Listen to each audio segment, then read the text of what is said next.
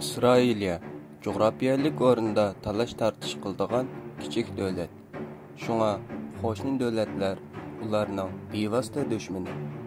Ular shunda xatarli holatda bo'lg'achqa, mudofaa qismlari cho'qim nuqsonsiz bo'lishi kerak. Hujum yoki qurolli hujumlarni qo'g'dash faqat mudofaalam emas. Agar bu ahvol bo'lsa, Isroiliyaning xizmati texmo mushkulot bo'ladi. Qurol bilan urush qilishdan boshqa, oldin hujum qilish, dushmanlarga qarshi tadbir qo'llanish, dushman rahbarlarini yo'qotish, dushman davlatlarini muqimsizlashtirish qatorliq faoliyatlardan texmo ko'p foyda oladi. Shuning uchun ularning nihoyat yaxshi axborot tashkilotiga ehtiyoji bor. Mossad İbrani tilida axborot va alohida mashg'ulot markazi institutini ko'rsatdi. Garchi u 1950-yillarda qurilgan bo'lsa-mu, hatto boshqurish akademiyasi 1996-yillargacha ommaga yoshirilgan. Anglashlarga qaraganda, har bir Isroiliya fuqarosi kichik bo'lsa-mu, Mossad uchun bir ish qilgan.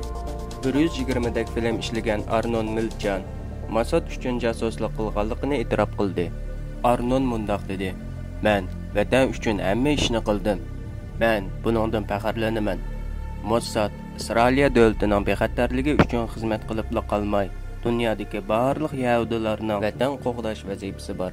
Ular Ikkinchi dunyo urushida 3 million yahudining o'limida ayblangan natsist Adolfni tutib olib, Isroiliyaga elib keldi."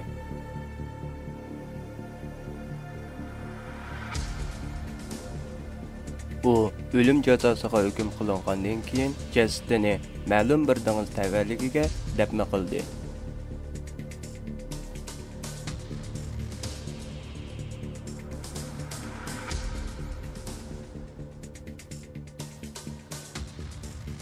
(1997) Munih Olimpik tanarkat yig'ini suiqasdi bir qitimliq o'ch elish harakati bo'lib, bu ishdan keyin texmo yuqori obro'larga erishgan. Bugungi kunda Isroiliyaning nihoyat kuchli istixborot tashkiloti borligini dunyo e'tirof qiladi. Mutaxassislarning so'ziga qaraganda, chet elda faraz qilg'ili bo'ladigan tarmoqlari Isroiliyaning elchixonasi va xizmatchilari. Ular anliq holda yoki ongsiz holda bu tashkilotga ishlaydi. Eng muhim markazi Londonda. Yahudilarning qirilishini butun dunyo ko'rdi. Shunga bunda ishlarning oldini olamiz deb o'ylagan. Isroiliya Yevropa emas, qo'shinlarimiz Norvegiya yoki Portugaliya emas. Agar biz bir qitim urushda mag'lub bo'lsak, bu bizning oxirlashishimiz bo'lishi mumkin deydi.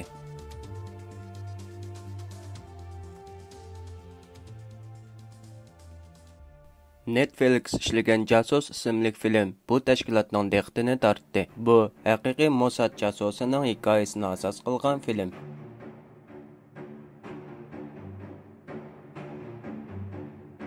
U Davlat mudofaa ministrligining bosh maslahatchisi qilib tayinlangan. Oxirida uni Isroiliya jasusi ekanligini his qilib, Suriyada darg'asgan. Bular bilan munosabati eng yaxshi bo'lgan axborot organi Hindistonliklarning tashkiloti. Mossad Hindistonning bir qism vakolatchilarini tarbiyalaydi. Pokiston bilan Xitoy interxom material to'plashda eng muvaffaqiyat qozongan davlatlar. Yahudilarning maxfiy mulozimat o'rnatishida Istanbul nihoyat muhim rolga ega. Mossadning ul xizmatlari Taksimdagi turalg'usidan boshlangan. Ikkinchi dunyo urushidan keyin Yevropa o'zi bilan birlikka kelolmadi. Anglashqa Turkiya va Istanbul xalqaro mulozimat uchun bexatar mashg'ulot rayonining biri edi.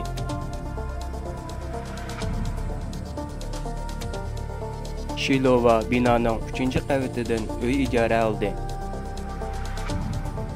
1948-yil 9-oyning 18-kuni bu uyga imzo qo'yilgan hujjatlar bilan Mossadga boradigan yahudilarning maxfiy mulozimati qurildi. Ularning qo'li yetmaydigan yer yo'q. Ishning ichida tuzi bo'lmagan vaqti yo'q.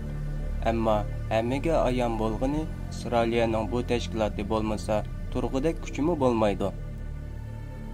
Amsi biz vatan uchun nima ish qila olamiz?